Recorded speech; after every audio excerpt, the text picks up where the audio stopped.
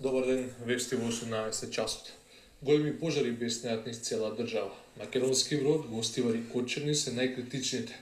Надлежни да бараат и меѓународна помош. Пеколното топло време дополнително создава проблеми. Михаил Димовска го следи овој проблем, постојано во комуникација со надлежните. Михаил, кажи ми каква е ситуацијата сега на терен? Да, Томич, во моментот во Македонија жаришта против пожарните служби, ермитските војници, како и граѓаните постојано се борат со пламените јазици. Најкритично, како што кажа, во Македонски брод, каде дури веќе 14 дена гореше и во Скопско, Кичевско, во околината на Крушево, во околината на Велес и Штип. Според директорот на дирекцијата за заштита и спасување, човечкиот фактор е виновен за оваа ситуација. Да погледнеме. Бизнисот со дрва и печурки ги запали шумите во Македонија. Најголемиот дел од пожарите кои беснеат низ државава се предизвикани од човечки фактор, велат од дирекцијата за заштита и спасување. И за првиот човек на дирекцијата Салиу, најверојатно брзо заработените пари од печурките и дрвата на луѓето им станаа поважни од безбедноста и чадот кој сите го дишаме од запалените шуми. Сите дрва не горат кога во шумите боротвиме. Гори обивката, односно кората на дрвото. И после тие дрвата десетици пати, може неколку пати поевтини при купувања, некој ги купува, стопанисува и во еден поголем дел, да не кажам сега тенденциозно, да не мисли некој зборувам, например во Македонски брод, еден поголем дел стопанисуваат со печур. Кога има пожари, ние гасиме така со вода, таму таа печурка многу брзо се развива, а е многу скапа на пазарот. Пожарот што подолго време е активен во реонот на Македонски брод, вчера во попладневните часови се проширил на територијата на општина Гостивар, во атарот на селата Корито и Железна река. Патени се сили на Арама, социјалисти да не се прошири према село Требовија. Оштетени се 3 дрвени столбови за напојување на електрична енергија на населеното место село Близанско. Пожарот во село Девиќе ставен под контрола. Во моментот ангажирани се следните сили и средства за пожарот ватерот на село Трбовља, Арама, пожарот во село Трбовља и дел од атар на село Растеж. Територијалната противпожарна единица Македонски брод, бригадата за противпожарна заштита Скопје, 2 хеликоптери од Арама действуваат од утринските часови. Од вчера попладне активен е и пожар во околината на Крушево, односно во атарот на селото Подвиско Локвени. Од СУК велат дека опасноста од проширување на пожарот е надмината и нема опасност од проширување кон селото Житоше, а очекуваат и во текот на денот да биде локализиран. Михаил, по детални информации за тоа каква е состојбата во државата, очекувавме од директорот на дирекцијата за заштита и спасување господин Шалван Шалви, но тој не пристигна, тој е во Ниш, бара поддршка за да се справат со огнените јазици. Кажи ми, каква е состојбата во источниот дел на Македонија, односно во Кочани? Така, Томич, најдраматично во моментов е во општината Зрновци на подножјето на планината Плачковица. Повеќе детали околу ова каква е ситуацијата од прилогот на колегата Дејан Ефремов.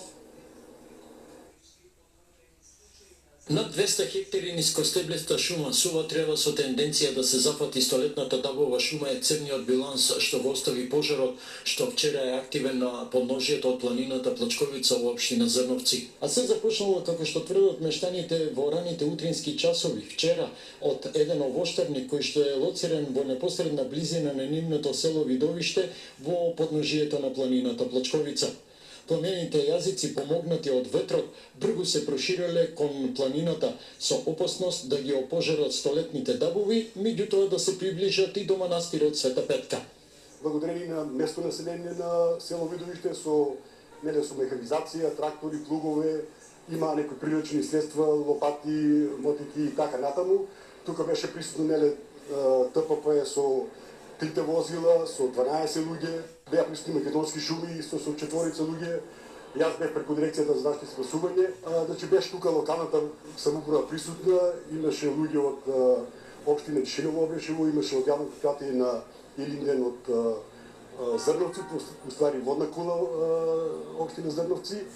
Значи, се на се, сериозно се пристапи кон гасењето на пожарот. Најтешко било во попладневните часови, нешто по 18 часот, кога интензитетот на огнот бил најголем, а и брзината на доста топлиот ветер значително ја отежнувал работата на сите кои се вклучиле во негово гаснење. Макар беше неприступачен терено, со големи напори, со координирана работа, полека не се ставаше под контрола во касните вечерни часови.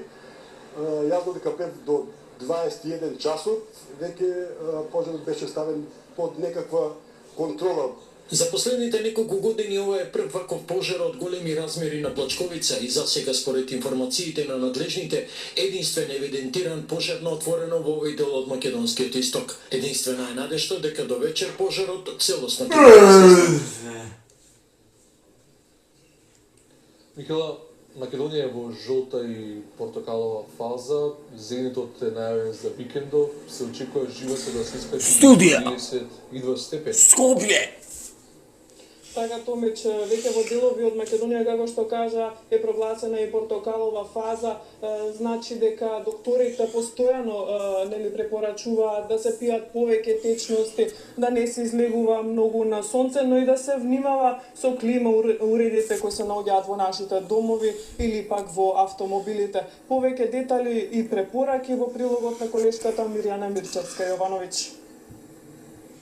42 степени температура за човечкиот организам е висока, што може да предизвика големо губење на течности од организмот.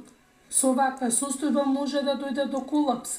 Доктор Елена Карева-Пиловска од брзата помош со совети за високите температури. Доколку настане дехидратација, најчесто настанува намалување на крвниот притисок, затоа нели важат и препораките кои што често ги кажуваме по медиумите. Значи да си носат со себе вода за доволна хидратација на организмот, потоа да се внимава да се конзумира лесна, нерасиплива храна, значи зголемена внимателност со конзумацијата на храна е потребно во овој период. Посебно внимание треба да имаат граѓаните кога се разладуваат, да внимаваат од многу топло да не влегуваат во многу студени простории и да бидат внимателни со температурните разлики во автомобилите. Идната медицинска помош интервенира со вообичаен, очекуван и карактеристичен тип и број на интервенции за овој период и ние сме спремни за тој.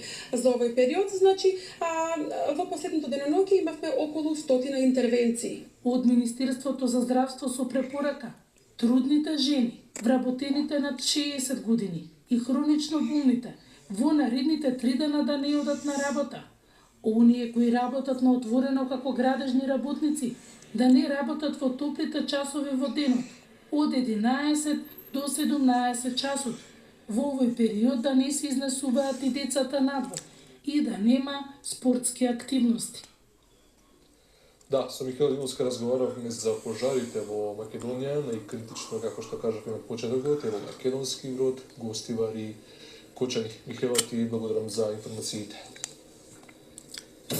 Ке добиеле зелено светло ефтината тарифа. Владата уште ја чека регулаторна. Медијаторот Метју Нимиц вели дека е оптимист за македонско-грчкиот спор. Во интервју за BBC вели дека во скоро време двете земји ќе постигнат договор за спорот со името. Во меѓувреме, Вашингтон најавува силна поддршка за Македонија и нејзиното членство во НАТО. Потпредседателот на САД, Майкл Пенс, на вчерашната средба со премиерот Зоран Заев најави дека САД е голем сојузник на Македонија. Медијаторот Метју Нимиц оптимист дека се ближи решение за спорот со името меѓу Македонија и Грција. Тој во интервју за BBC вели дека времето ќе биде погодно за решувањето на спорот поради новата власт. Нимиц уверува, се разговара за формулација на името само за дипломатски цели и нема да преговараат за идентитетот.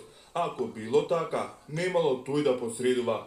Замислете како би се чувствувале доколку Мексико си го смени името во Република Мексико и Тексас и почне да објавува историски мапи на кои е прикажано дека им припаѓа на цел југоистокот Соединетите Американски држави, објаснува медијаторот Нимиц во интервјуто.